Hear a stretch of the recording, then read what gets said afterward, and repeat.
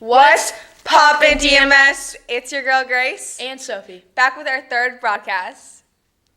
I kind of want Chick-fil-A right now. Grace, you know the bridge is out. Seriously? That's why I've noticed a lot of traffic lately. Yeah, it's the 152 update. Well, let's drive on over to Richard. Hello DMS, this is Richard and I'm going to be talking about the update on 152 overpass. So we're going to be interviewing some teachers, so let's get to it. This is Miss DeSalvo, a 6th grade science teacher, and I'm here to ask you some questions about the overpass 152. How do you feel about it being under construction? It hasn't really affected me too much, but I am looking forward to when it's finished and hopefully it helping traffic over in that area because it's super congested. Well, that's my segment, DMS. Let's send it back to the anchors. Are you going to the football game? Yeah. Speaking of football, I heard Brody, Emma, and Ellie talking about the first football game. Let's go play some football! Thanks, Sophie and Grace. It's Emma, Brody. and Ellie here to talk about the first football game of the season. Let's go interview DMS. It's Brody and Kyler. I'm here to interview them about the next football game. What position do you play? Fullback and middle linebacker. So who are you playing this Tuesday? Antioch. What are your goals for the season? They have a winning record. Thank you. Good luck this Thursday. Hey guys, it's Emma. And Dylan. Here to talk about the first football game. Okay. What position do you play? Quarterback and safety. Why did you decide to play football? Because some of my friends are playing and I thought it would be fun. How long have you been playing football? 3 years. Okay, thank you. Good luck. Hey guys, it's Ellie interviewing Ian. for the next football game. What position do you play? I play wide receiver and outside linebacker. Do you think your team will be good this year? Yeah, it'll be really good. Our offense is pretty good, and our defense is looking strong. Do you think you're ready for the first game? Yeah, I think we are. In the past practices, we've been running the plays like textbook. It's been pretty good. Okay, thank you. Good luck this Tuesday. Thanks. Why are you crying, Emma? Well, that's the end of our segment. Bye, DMS! Hey, Soap, have you met all the new teachers? Well, I haven't met Miss Stuff yet. Well, what are we doing here? You're right. Well, I heard Luke can teach us more about her. Hey DMS, each year is more exciting than the last. New students and classes, but also new teachers. Today, we'll be interviewing one of those new teachers, Miss Stuff. Hi, I'm here with new teacher, Miss Stuff, and we're going to be interviewing her about what it's like to be a DMS now. So, how's the school year been so far? The school year has been excellent. I love the building, and I love all the teachers I work with, and especially the students. So how many years have you been teaching?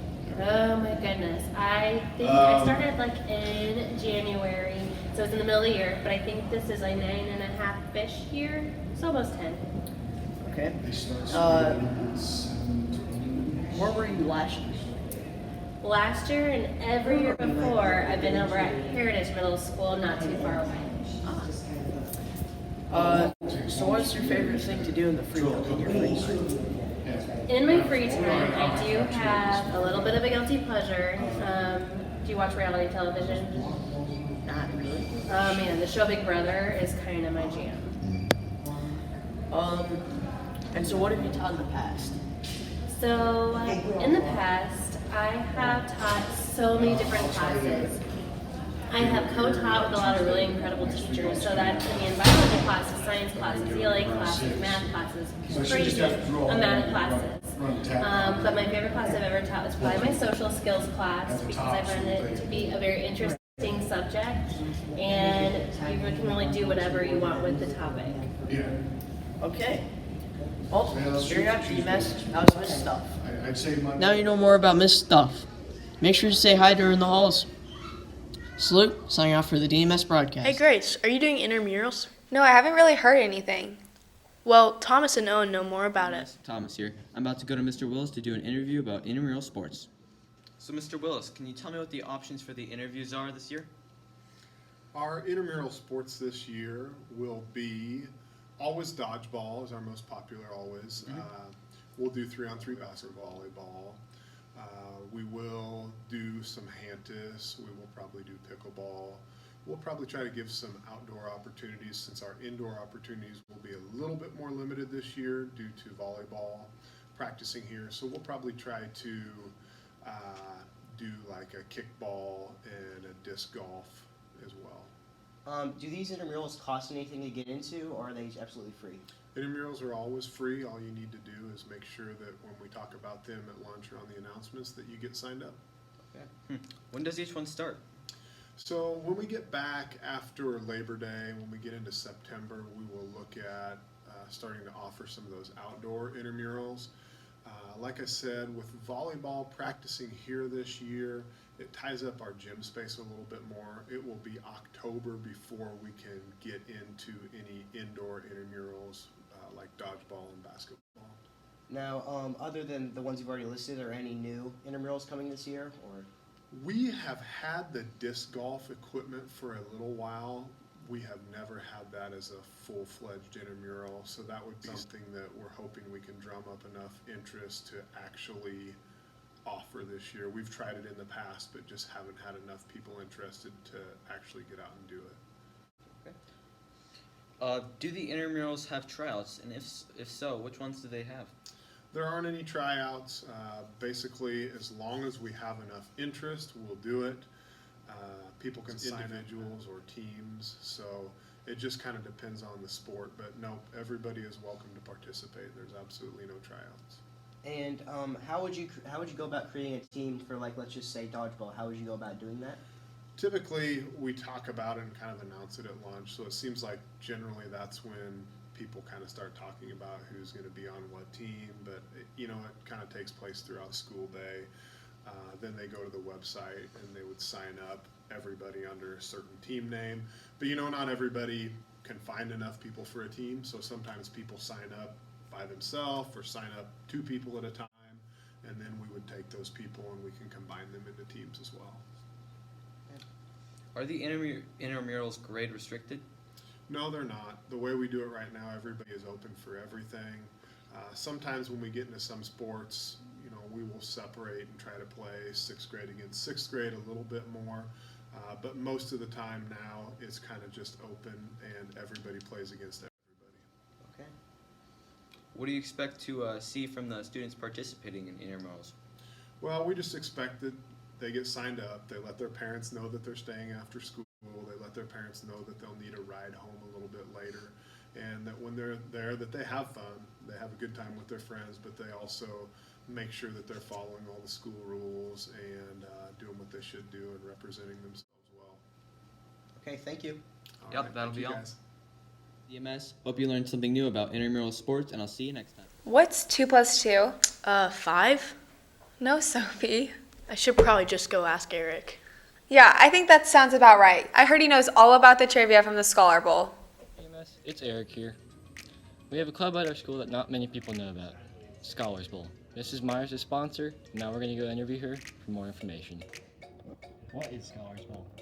Scholar Bowl is a competition between 2 schools where we play 5 on a team, and each team member has a buzzer and they're asked questions.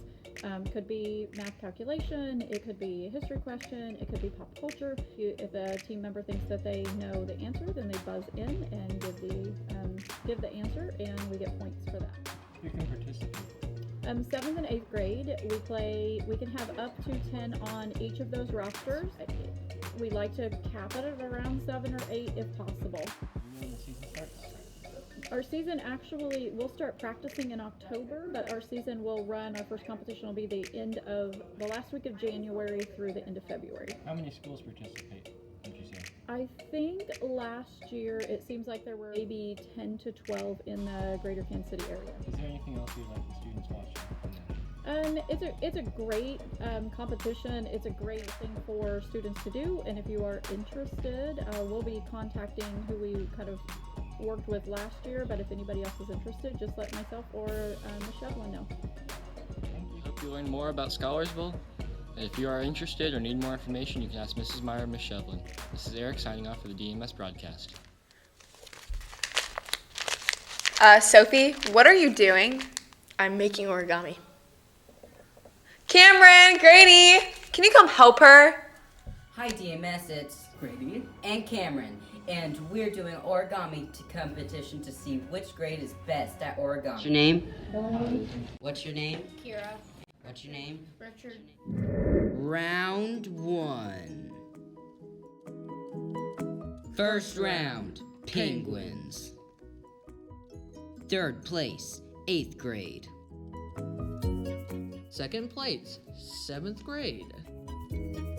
And our winner for the first round is 6th grade. Round 2. Round 2, birds. Second place, 6th grade. The loser is 8th grade. Winner of the second round, 7th grade.